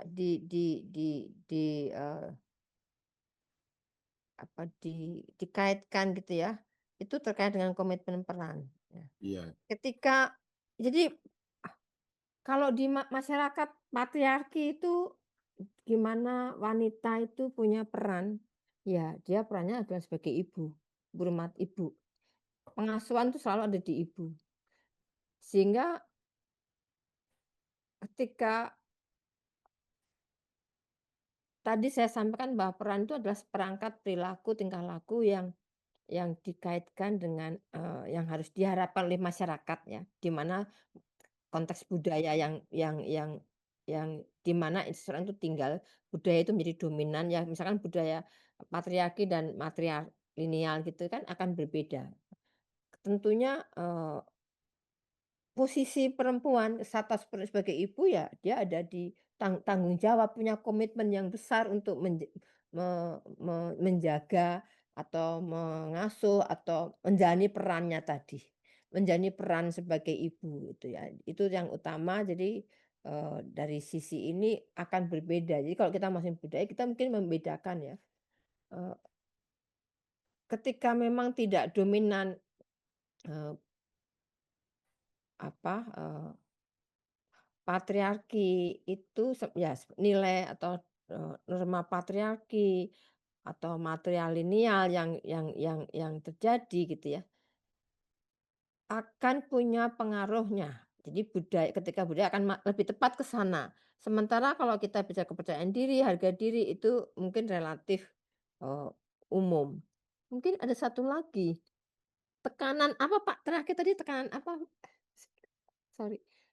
Yang terakhir yang ketujuh, tekanan tekanan apa? Ya, Tekanan terhadap peran ibu, Bu. ya hampir sama ya. Tekanan dari peran ibu. Jadi semakin ya apalagi udah lama belum punya anak gitu ya. Terus dia hamil terus itu kan kalau tidak mau ada mau menjadi dia berperan atau peran dia sebagai seorang ibu, mau menjadi ibu, itu akan besar gitu ya. Nah, kembali lagi ketika budaya masyarakatnya, budaya kita ngomong lagi kalau kolektivisme dan individualisme. Kalau kolektivisme adalah cenderung orang-orangnya saling support, mendukung, tekanan itu tidak memang ada tekanan dalam arti memang ada harapan memang menggunakan itu. Tetapi ketika didukung, disupport oleh sistem kolektivismenya itu ya, jadi apa ya, sesuatu yang kontradiksi meskipun ya dia tetap ada kondisi itu nggak bisa dilepasin. Itu norma budaya memang perempuan harus seperti itu. Tapi ketika hidup dalam masyarakat kolektif, dia akan tetap bisa menjalani tekanan itu akan menjadi berkurang atau tidak, bukan menjadi bagian dari tekanan. Tapi beda kalau masyarakatnya individualistik, ya mereka memang cenderung, selalu harus mandiri ya, bahkan kita biasanya yang melihat pasangan, cenderung lebih banyak pasangan. Tapi kalau di luar kita lihat masyarakat individualis itu adalah justru mereka berdua sebagai pasangan pasangannya akan membantu sekali mensupport. Bukan berarti di sini nggak ada, tetapi kecenderungan, kita selalu ngomong kecenderungan pada umumnya gitu ya. Kalau masalah hal-hal yang ada penyimpangan itu pasti ada. Nah, eee, kita bicara jadi kalau sisi budaya tadi sisi yang kondisi kolektivisme dan individualisme dan sisinya di mana kita melihat materialistik dan patriarkalistik. Jadi peran itu. Jadi konteksnya kebetulan yang tepat itu kondisi peran. Tapi kalau yang lain-lain menurut saya sih tidak bisa diintervensi atau tidak bisa diadaptasi kaitkan dengan budaya. Begitu Pak Raja. Mudah-mudahan ini diskusinya. Ini orang filsafat, orang Terima kasih, Bu iya Pak Siska. Raja. Ya ini Ya, topiknya memang topik yang karena umum. memang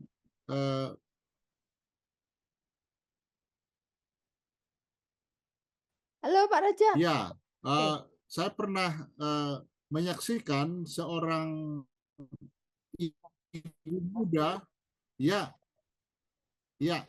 suara kedengaran ya, suara ya. Ya Pak, masih terdengar.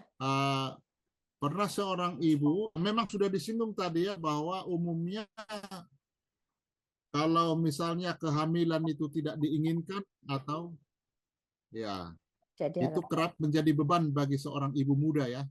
Yang inginkan dia secepatnya memperoleh anak, ya itu juga menjadi tekanan. Terima kasih. Ada pertanyaan berikut ya. Oke. Halo, Iya, Pak. suara kedengaran? Ada Pak. Saya Putus-putus, Fitri Pak. izin Kak ke Miss Hartina kedengaran suara ya? air terlebih Jelas, dahulu. Pak, jelas. Iya. Ini Mbak siapa nih Mbak? Fitri, Iya. Fitri izin ke air terlebih dahulu maksudnya apa? Enggak, Bu, itu dia mungkin izin ke toilet dulu, Bu. Jadi, Oke. ya. Bu, kalau boleh saya mau bertanya, boleh, Bu? Boleh dong. Oke. Oh Mbak Namira ini ya pertanyaannya ya. Mbak Namira. Ini di sini di dalam chat Mbak Yasmin bisa bantu jawab. Selamat malam Ibu, izin bertanya apakah sikap disfungsional terhadap keibuan lebih banyak dipengaruhi faktor internal seperti skema kognitif tadi ya atau eksternal karena sosial. Jadi mungkin secara tidak langsung sudah terjawab. Jadi dua-duanya kali internal sama eksternal ya Mbak. Iya, Mami tadi udah dijawab Bu ya, dijawab Mbak. ya. Oke. Ada pertanyaan lagi enggak ya? Udah ya. Kalau via chat sepertinya sudah, Bu. Nah, sekarang Mbak, silakan Mbak Kak Hartina. Silakan Iya, Kak Hartina. maaf Bu, saya soalnya tertarik dengan topik ini. Ini bagus sih, soalnya jarang ya yang bahas matrisense. Saya juga dari S1 sampai S2 kayaknya nggak pernah dengar istilah Nggak pernah itu. dengar ya? Iya, Betul. nggak pernah Bu. Sama Gitu. saya pertama kali waktu Yasmin mengajukan itu juga itu saya mencerna dulu. Gitu Iya ya. Bu. Nah, kalau Oke, silakan. saya mikirnya sekarang kan kayaknya banyak fenomena child free ya Bu. Saya nonton berita kayak apa angka pernikahan menurun dari tahun 2020, sedangkan angka perceraian meningkat dari tahun 2020 ke 2025. Jadi saya rasa itu ada kaitannya juga dengan fenomena child free gitu ya. Nah, kalau tadi kita ngomongin tentang masalah faktor untuk mother sense itu kan ada banyak faktor eksternal dan faktor internal. Nah, mungkin saya minta tipsnya gitu ya, bagaimana kepada ibu-ibu yang mungkin punya pandangan child free atau mungkin gimana mempersiapkan calon ibu-ibu itu supaya bisa menerima gitu ya dengan, kehamilannya ya, mungkin kan tadi kita ngomong mother sense itu mungkin lebih ke yang, secara yang kalau misalnya kita baik, itu kan bisa berhasil baik tuh, bisa transformatif tadi. Tapi kalau misalnya ceritanya ibunya denial, ya maaf ya, misalnya ibunya memang tidak merencanakan kehamilan gitu ya, tetapi ya dikasih dari yang di atas gitu kan, mungkin sikapnya akan negatif gitu ya. Nah, mungkin minta tipsnya dari Ibu Siska atau Mbak Yasmin tentang ya ibu-ibu yang mungkin awalnya child free atau mungkin yang memang tidak terencanakan kehamilannya. Terima kasih, Bu. Ya. Oke, Mbak Yasmin silakan jawab dulu. Monggo. Fenomena child free. Iya, mungkin kalau dari saya sih melihatnya fenomena child free ini juga karena banyaknya informasi ya. Jadi mungkin lebih banyak sekarang orang-orang itu yang sharing terkait dengan masalah rumah tangga atau masalah dengan anaknya gitu. Sedangkan orang-orang dengan eh, kebahagiaan rumah tangga itu jarang yang sharing. Mungkin mungkin karena itu ya, karena ini berdasarkan pengalaman teman saya sendiri juga ada juga memang ada yang memikirkan ke arah child free juga nih ternyata, setelah saya tanya-tanya lagi dia memang banyakan itu, ngelihatnya, oh setelah punya anak, setelah dia dengar dari temannya lagi yang punya anak, ternyata dia, merasa kehilangan identitas, dia merasa, beda banget gitu jadi setelah punya anak. Terus, apa namanya, dari pengalaman traumatiknya juga dulu, pada saat kecil mungkin sama orang tuanya juga punya eee, ada clash gitu, ada trauma juga terkait dengan pengasuhan anaknya dia itu. Jadi, mungkin itu yang, orang-orang tangkap gitu ya, jadi dari sisi negatifnya aja. Nah mungkin tipsnya dari saya itu, lebih banyak, mendengarkan dari sisi positifnya aja kali ya, dari bidan-bidan yang ke arah, positive birth atau positif, kalau jadi melihat, punya anak, melihat, kehamilan itu tuh lebih apa ya, merupakan proses healing gitu ternyata, karena, sebenarnya dalam matresense ini kan dia itu kan bersifat transformatif juga ya. Jadi ketika kita melaluinya itu dengan baik, di situ tuh kita bisa mendapatkan, diri kita yang baru lagi. Jadi bukannya kita itu, apa namanya, bukannya kita itu jadi, berbeda, tapi memang, ini tuh, whole new me gitu. Jadi benar-benar, bisa mendapatkan proses, healing itu tadi secara spiritual, secara, apa namanya, transpersonal. Jadi, mungkin, eee, dengan memperbanyak, paparan informasi, kemudian mendekatkan diri kepada, apa namanya, hal-hal yang positif juga dan membatasi diri dengan hal-hal yang negatif itu bisa jadi salah satu caranya sih. Itu aja dari saya. Mungkin ada tambahan Bu Siska? Ya, oke. Eh, Fenomena child free ya memang saya juga punya pengalaman teman gitu ya, ada cerita anaknya, sudah ya kita juga nggak bisa maksa, artinya kita juga orang tua yang tidak menuntut gitu ya, memberi kebebasan kepada anak. Ya silahkan dia ini. Ya karena memang saya juga melihat kebetulan background-nya, teman saya itu mengalami divorce gitu ya. Nah, itu akhirnya ya menjadi pilihan, nggak bisa maksakan juga gitu, istri teman saya. Akhirnya ada pilihan seperti itu. Fenomena child free dikaitkan dengan, makin meningkat dan, peningkatan perceraian. Sehingga cenderungan nanti, ya generasi-generasi itu mungkin makin makin makin ya makin jumlah penduduk nanti akan berkurang gitu ya, jumlah penduduk akan berkurang gitu ya, seperti di negara-negara kayak Cina, di Korea itu udah kelihatan sekali, Jepang itu kan udah kelihatan ya. Kita ngomong di Asia ya, itu udah kelihatan sekali mereka tidak ingin seperti itu. Nah, tapi, bahkan kadang-kadang kalau udah ada yang negara-negara tertentu kan yang memang memberikan insentif ketika memiliki anak gitu ya, sampai ada stimulus insentif seperti itu, supaya mereka tetap komposisi penduduknya atau penduduknya itu tetap terpelihara, terjaga gitu ya. Bahwa memang kalau nanti penduduknya berkurang, siapa yang akan menjadi ya warga negara, negara ini akan bisa lama-lama yang ada adalah orang asing yang akan tinggal di. Nah, sehingga seperti itu yang terjadi. Nah, apakah kaitannya karena ada rasa takut? Kalau menurut saya itu karena memang banyak ya banyak faktor gitu ya, banyak faktor, ada faktor faktor kondisi tadi melihat situasi itu.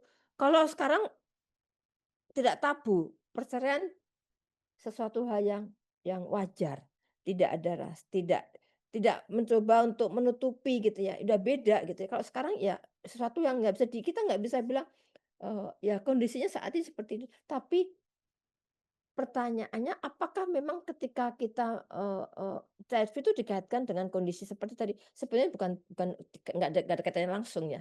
Jadi, bahwa karena takut dia akan child free, karena takut karena kondisi tadi, enggak. Tapi kenyataannya memang ada masa transformasi, kan tidak berlangsung lama itu. Ya mungkin setahun lah ya, sudah bisa menikmati kembali kepada dirinya sendiri dan dia tidak tetap bisa menjadi ya bekerja, dia di diri sendiri, artinya ya orang tuh harusnya menyadari ketika memang kita komitmen berkeluarga, konsekuensinya dan kita memang, ingin memiliki batasi hanya satu anak ya gitu misalkan. Tapi itu tetap memberi kesempatan untuk perkembangan seseorang, personal growth-nya tetap tetap, tetap baik dan itu akan membuat well-being kan, kesejahteraan psikologisnya akan tercapai, terjangkau. Nah, oleh karena itu ya seperti Yasmin katakan, kita begitu banyaknya informasi tadi, kebanyakan itu yang lebih banyak orang itu pengen sesuatu yang negatif kan yang kita cari. Yang ada scrolling-scrolling itu beritanya negatif, yang baik juga ada tapi mungkin kita lewat. Tapi begitu yang negatif cenderungnya kita lebih lebih cermat ketika mendapat informasi itu dari ya seringnya dari berbagai media ya jujur aja dari, eee, threads, dari reels gitu ya, dari itu kan bisa terlihat itu justru yang negatif.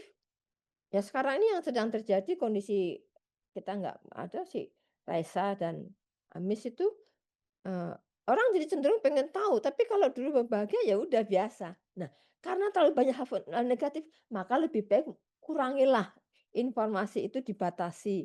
Oke ada, ya udah nggak usah sampai kita pengen tahu. Akhirnya secara kognitif kita akan terbebani. Ya itu, kita akan melihat, "Ah udahlah kalau gitu nggak usah menikah, nggak usah punya anak," gitu ya. Seperti itu. Jadi kecenderungan kita seperti Yasmin bilang tadi betul, kita harus banyak berada dalam menggali informasi yang positif. Ya gitu kita harus berpikir positif, mau tidak mau akan berpikir positif. Eee ya biasa keluarga bahagia, begitu ya. Tapi begitu aja negatif cenderunglah kita lebih pengen tahu, ada apa? Oh ya gitu, makin kita makin begitu." Nah, itu sesuatu yang menjadi, eee yang nggak bisa dipungkiri kondisi di masyarakat kita masih seperti itu ya. Ya, eee, sehingga kondisi child free dan, tidak menikah, unmarried itu mulai mulai banyak gitu ya. Ya karena orang tua juga makin ya menyadari anak itu bukan semata miliknya dia juga, milik orang tua. Mungkin titipan ya dia membesarkan ya sudah dia punya pilihan. Seperti itu nilai-nilai seperti itu sudah mulai juga berkembang. Jadi banyak faktor lah ya yang kita seperti ini. Mana yang dominan akan tergantung masing-masing masing-masing nilai keluarga tersebut, nilai individu tersebut. Ya, nilai individu di mana dibesarkan dalam lingkungan keluarga. Semua keluarga pasti punya value, punya nilai tertentu. Nah, tadi ketika ini, ah enggak lah kalau misalkan ya anak saya cuma satu, ya saya tidak mengharapkan, wow, dia sempat berpikir, "Wah, kalau ada teman saya dengar teman-temannya yang sebaya sudah menikah terus ribut anaknya seperti gini, terus takut, dia takut. Itu sesuatu yang lah kalau zaman dulu kan kita ya enggak, kalau saya enggak, ya biasa. Ya memang keluarga memang punya anak pasti ada masalah seperti itu gitu ya. Kalau sekarang terus langsung berani kita mencoba enggak, gampang sekali jadi gampang sekali untuk patahi semangat ya tidak ada. Jadi ya apa tadi generasi strawberry ya, yang gampang sekali kalau kalau ya kondisi seperti itu ada. Ya memang nggak bisa kita bilang, iya zaman dulu, tapi bagaimana kita hidup dalam saat ini, bukan berarti terus Bu Siska juga nggak mau membandingkan seperti ya kita kan hidup dalam saat ini. Bagaimana kita tetap perlu menjaga nilai dalam keluarga itu. Nilai apapun yang diyakini ya silahkan gitu ya, tidak ada gitu. Ya, sekarang kan memang, eee eee jumlah penduduk Indonesia kan besar sekali dan makin lama memang jumlah anak kita lihat sekali sekolah-sekolah SD itu kan banyak ditutup ya, nggak punya murid. Karena memang sudah jarang, jumlah anak dalam keluarga itu minim sekali, satu 2 gitu ya, sehingga sudah anaknya udah besar-besar nggak ada sekolah, SD negeri udah sekolah-sekolah itu yang nggak favorit pun makin tutup karena kekurangan murid, kekurangan siswa. Murid itu ya karena siswa anak-anak udah nggak jarang sekali. Begitu yang banyak, kompleksitas ya, sangat kompleks gitu ya. Itu, Hertina, semoga menjadi pencerahan diri Anda. Terima kasih, Ibu. Oke, ada lagi silakan teman-teman, rekan-rekan. Terima kasih Ibu Siska atas tanggapannya. Teman-teman, silakan masih ada waktu. Kita masih punya waktu 15 menit lagi. Kedua panelis kita sudah ya menunaikan tugasnya ya. Nah, selain panelis, dimungkinkan juga para non-panelis ya bisa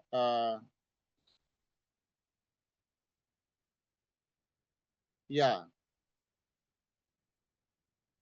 kadang-kadang itu tadi yang terpikir kita, bukan begitu banyaknya orang kemudian tidak ingin berumah tangga atau tidak ingin memiliki anak ya, karena diintimidasi oleh berbagai macam informasi ya seperti ini ya. Oh, rupanya begitu. Nah, memang inilah efek dari perkembangan teknologi ya, apalagi zaman sekarang ini banyak informasi yang berseliweran, ada yang mengatakan begini, ada mengatakan begono. Sama halnya ketika masa Covid dulu ya. Jadi orang semua mencari atau mendapat banyak informasi, yang mana yang benar, kita menjadi bingung. Ini juga mungkin begitu. Salah satu yang membuat ibu yang mengalami masa transisi ini ya dibingungkan oleh informasi ini ya. Jadi ini memang mesti disadari juga. Jadi bersyukurlah ibu-ibu zaman dahulu ketika belum ada informasi secanggih sekarang ini, informasinya hanya satu ya, dari ibu kandung ya atau tetangga. Nah, ini suatu hal yang di satu sisi bagus ya, walaupun di sisi lain orang kemudian merindukan perkembangan zaman. Nah, intinya teman-teman sekalian bahwa penelitian ini memodifikasi sebuah alat ukur ya. Nah, tetapi sesudah dimodifikasi alat ukur ini, apakah memang sudah top tier, ya? Apakah memang sudah memenuhi harapan, atau masih adakah celah-celah kemungkinan, ya? Atau katakanlah keterbatasan lah seperti itu ya. Ya, keterbatasan dari penelitian ini. Kalau mungkin bisa dijelaskan sedikit oleh ya mungkin Yasmin, bisa. Mbak Yasmin dulu ya. Karena Ibu Siska sepertinya sudah kelelahan itu menjelaskan, jadi bisa oleh Mbak Yasmin. Masih Artinya masih menurut punya Mbak PR, Yasmin, Pak. Masih punya PR tugas lagi nih habis ini. ya masih ada, ya ada nggak titik-titik ya keterbatasan lah kita katakan ya, yang membuka peluang untuk penelitian lebih lanjut, dan teman-teman kita yang ada di sini mungkin jika tertarik bisa melanjutkannya. Demikian Mbak Yasmin, mohon tanggapannya. Iya, Pak Raja. Jadi sebenarnya memang modifikasi alat ukur ini memang belum sempurna ya. Jadi masih banyak ruang untuk penyempurnaannya. Salah satunya seperti yang sudah dijelaskan sebelumnya itu varians yang ditangkap itu masih belum cukup banyak, masih ada ruang untuk penambahan item lainnya supaya lebih banyak lagi varians yang bisa ditangkap dalam penelitian ini. Artinya eh, penambahan item itu bisa diperlukan juga, bisa dibutuhkan, supaya lebih bisa mengukur maternal attitude, dysfunctional maternal attitude, terhadap, fase periode matrescence ini. Jadi, yang itu satu yang pertama bisa ditambahkan item. Kemudian juga, bisa juga dilakukan analisis yang lebih dalam terkait, apa namanya,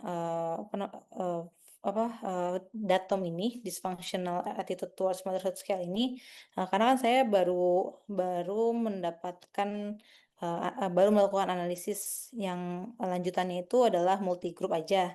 Nah, mungkin, teman-teman lainnya bisa mencoba dengan cara teknik analisis, differential item functioning. Ini tuh bisa berguna supaya kita bisa tahu nih, eee, item-item itu, eee, bisa mengukur, konstruknya dengan tepat atau tidak. Jadi mengukurnya itu secara itemnya, per item.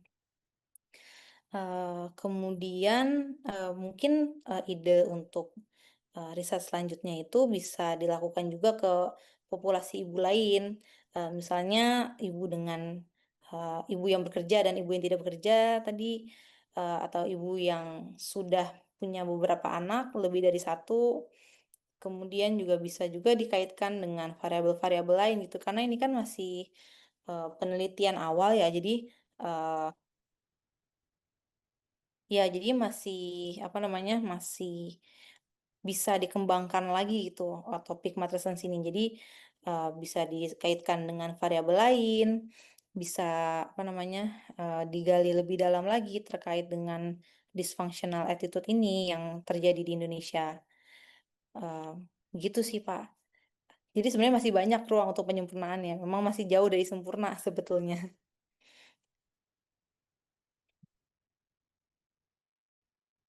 Iya.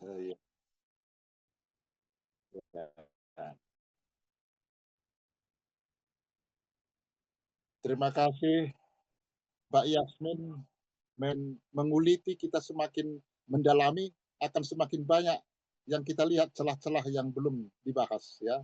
Maka ya maklumlah moderator Anda ini latar belakang filsafat, jadi ya semakin banyak kita tahu, semakin banyak kita tidak tahu. Jadi itulah akhirnya menjadi misteri ya. Menarik sekali. Saya selalu banyak belajar ya dari FDI kita ini ya. Banyak saya belajar. Senang sekali. Ya. Jadi teman-teman sekalian, bahasan kita malam hari ini pun juga apa yang kita diskusikan ini masih secuil dari manusia, ya. Jadi jauh lebih banyak lagi, dan kita harapkan bahwa kita masing-masing berpartisipasi untuk mengembangkannya, ya. Bagi yang berminat, ya, khususnya bidang psikologi keluarga misalnya, ini sangat menarik, relevan, ya. Tepat juga ini psikologi wanita, perempuan, lebih disiplin ilmu kita, ya. Ya, seluas segala kenyataan. Psikologi apapun bisa kita kembangkan. Tidak seperti yang lain lagi bisa mengembangkan. Baik, Miss Hartinah, masih adakah pertanyaan yang terselip? Ada apa di saya sudah cek ke Bapak? Atau mau saya Sudah, bantu bacakan aja, Pak? sudah semua, ya. Ada, Pak, ada di chat, Pak. Chat sudah, ya. Kalau masih ada pertanyaan, ya.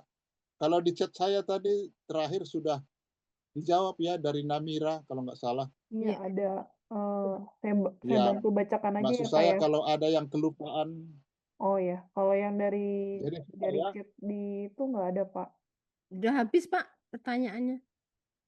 Udah nggak ada di Sudah chat. habis, ya. Di chat udah Paling nggak ada. paling Ya, yang pertanyaan yang saya sepertinya pilih, Pak. teman-teman sepakat.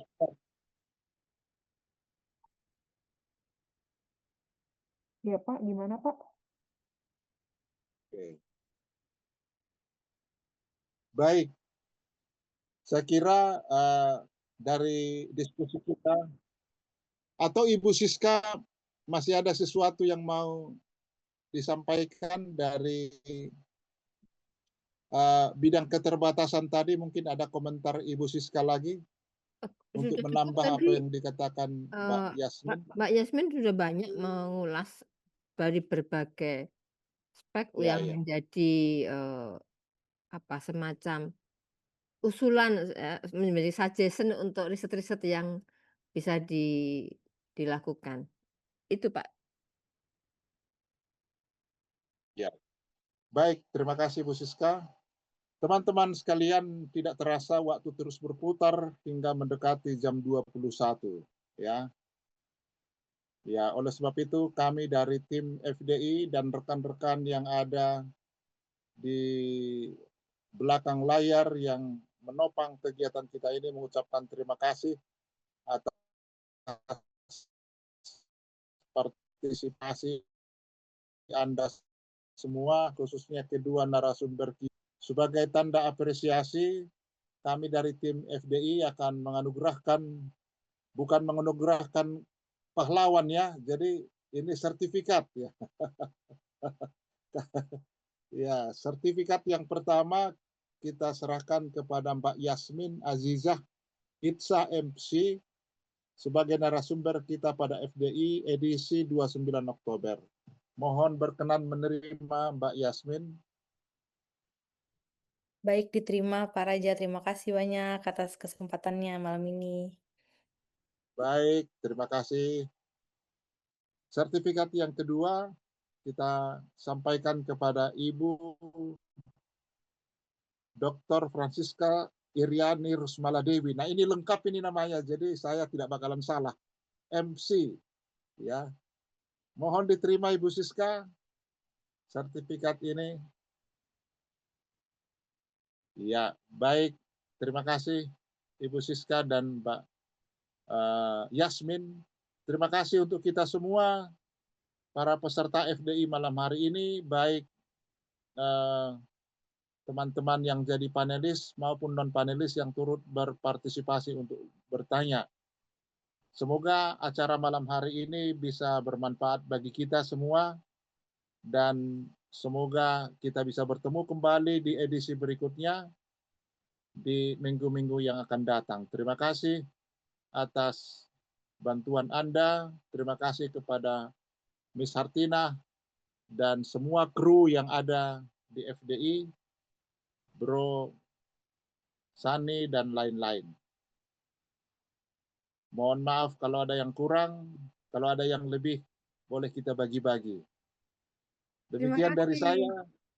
Selamat malam dan tetap merdeka. Merdeka, terima kasih banyak. Ada Mbak Ayu hadir nih, Mbak Ayu Yuli. Oh, Terima Mbak kasih. Ayu.